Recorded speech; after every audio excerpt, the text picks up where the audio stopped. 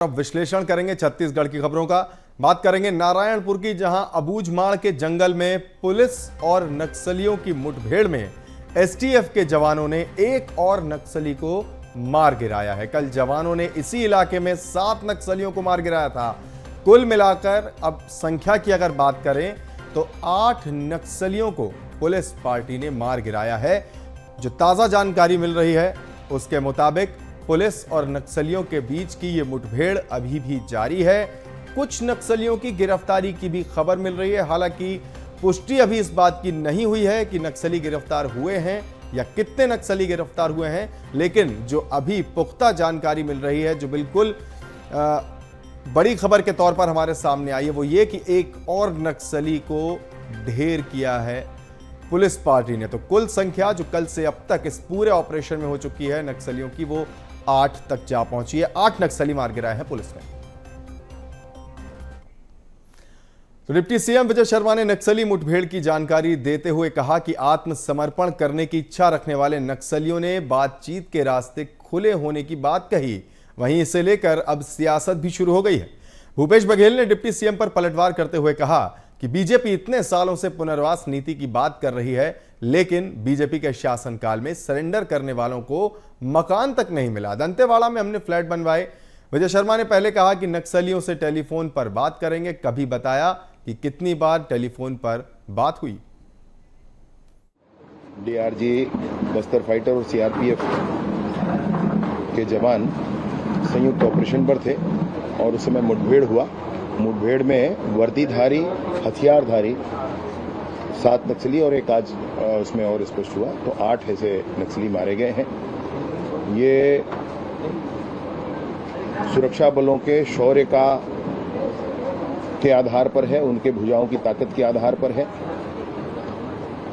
विनम्रतापूर्वक सरकार अपील करती है कि नक्सली सारे, माओवादी सारे मुख्यधारा में जुड़ें, अच्छा जीवन जिएं, पुनर्वास करें।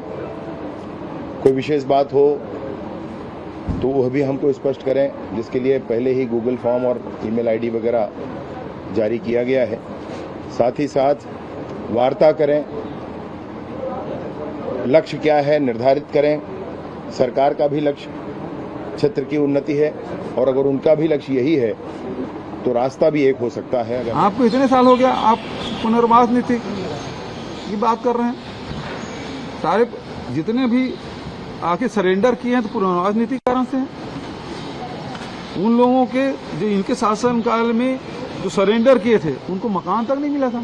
दंतेवाड़ा उन्होंने फ्लैट बनवाया, चाबी सौंपी, राज्यपाल के साथ हम लोग गए थे, देवती कर्मा साथ में थी, सब लोगों को चाबी हमने सौंपा, घर भी दिया, जमीनें भी दी, सब कुछ हम लोगों ने किया।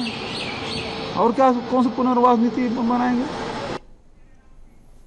तो सियासत को मुद्दों की कहां कमी। नक्सली कार्रवाई के बाद अब जिस तरह से आरोप प्रत्यारोप हो रहे हैं उस पर हम बात करेंगे आगे। हमारे सहयोगी अविनाश चंद्रवंशी हमारे साथ जुड़ चुके हैं।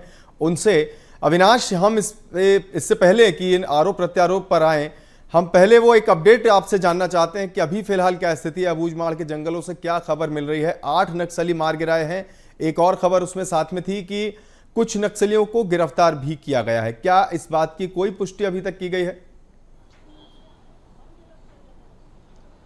देखिए, कल की ये घटना है। कल जब पुनर्वास नीति की बात गृह मंत्री विजय शर्मा ने वहां पर की थी, तो उसके बाद से 8 घंटे बाद जो है नक्सली मुठभेड़ शुरू हो चुके थे और 3 जिलों के करीब 800 जवान जो है एक साथ पूरी प्लानिंग और रणनीति के साथ जो है अबूझमाड़ के जंगलों में गए, दंतेवाड़ा गए, नारायणपुर, और सभी तीनों क्षेत्रों से जो है घेराव किया गया। तो कहीं ना कहीं ये देखा जा रहा है कि जो मुठभेड़ है वो वहां पर हुए, नक्सली ढेर हुए, 7 नक्सली कल ढेर हुए थे, करीब 10 नक्सलियों को गोली भी लगी थी और एक और खबर आ रही, कब एक और नक्सली ढेर होने की बात जो है अभी सामने आ रही है। लेकिन इन सबसे ये देखा जा रहा है कि एक तरफ पुनर्वास की नीति की बात सरकार करते हुए नजर आ रही है, लेकिन वहीं जो नक्सलियों के मुठभेड़ हैं या फिर जो जवानों की जो सर्चिंग ऑपरेशन है वो लगातार अभी भी जारी है। तो कहीं ना कहीं ये देखा जा रहा है कि यदि नक्सलियों के पास सिर्फ केवल 2 ही रास्ता बचा है, या तो उन्हें पुनर्वास की नीति अपनाना पड़ेगा या फिर उन्हें स्वर्गवास का रास्ता देखना पड़ेगा। और इसी कार्यक्रम में जो प्रशासन है यहाँ पर काम करते हुए नजर आ रही कि पुनर्वास के लिए तमाम रास्ते खोल दिए गए हैं, सीधे संवाद के रास्ते खोल दिए गए हैं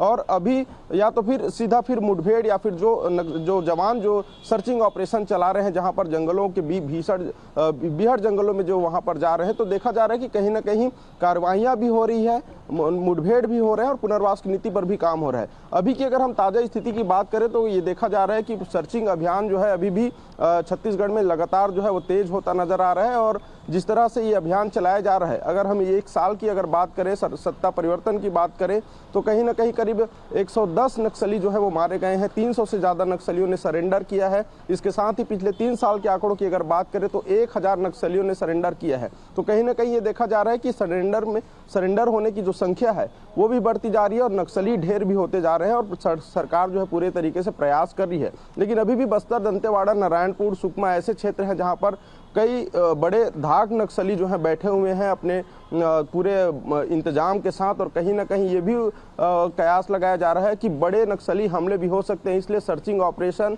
और पूरी रणनीति के साथ जो है सुरक्षा के बल जो है तैनात हैं और कहीं ना कहीं एक अच्छी प्लानिंग के साथ जो है जंगलों में जाकर उनके नक्सलियों के गढ़ में जाकर जिस तरह से हमला किया जा रहा है, इससे साफ तौर पर नक्सलियों के बीच जो है उनकी कमेटियों के बीच खलबली मची हुई है और आक्रोश की भी भावना हो सकती है। लेकिन वहीं कुछ ऐसे नक्सली भी हैं जो मुख्यधारा की ओर जुड़ते हुए नजर आ रहे हैं। अब जैसा कि जो आंकड़ा हमारे पास है उसके हिसाब से करीब 300 से ज़्यादा नक्सली जो है वो सरेंडर कर चुके हैं और उसके साथ ही अभी भी ये सरकार प्रयास करते नजर आ रही है कि सरेंडर ज़्यादा से ज़्यादा हो, समाज की मुख्यधारा से जुड़े। अगर विचार मुख्य है, विचार बराबर है कि जंगल क्षेत्रों का विकास हो, आदिवासियों का विकास हो, सड़कें बने, बिजली पानी बने, यदि उद्देश्य सही है, बराबर है, तो कहीं ना कहीं रास्ता अलग अलग चुनने की आवश्यकता नहीं है। सरकार उनके हर मार्गों पर चलने के लिए, विकास की राह पर चलने के लिए तैयार है। जी बिल्कुल अविनाश, बहुत विस्तार से और बहुत सुंदर जानकारी आपने दी और एक बहुत बड़ी बात आपने यहाँ पर कही कि नक्सलियों के सामने अब 2 ही विकल्प हैं कि या तो पुनर्वास अपनाएं या स्वर्गवास अपनाएं। बहरहाल राजनीति तो इस पर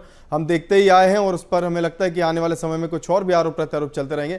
फिलहाल आप हमारे साथ बने रहिएगा। इस खबर के अलावा जो बाकी खबरें उस पर भी हम अपने दर्शकों को उनकी जानकारी देंगे और आपके पास फिर वापस लौटेंगे।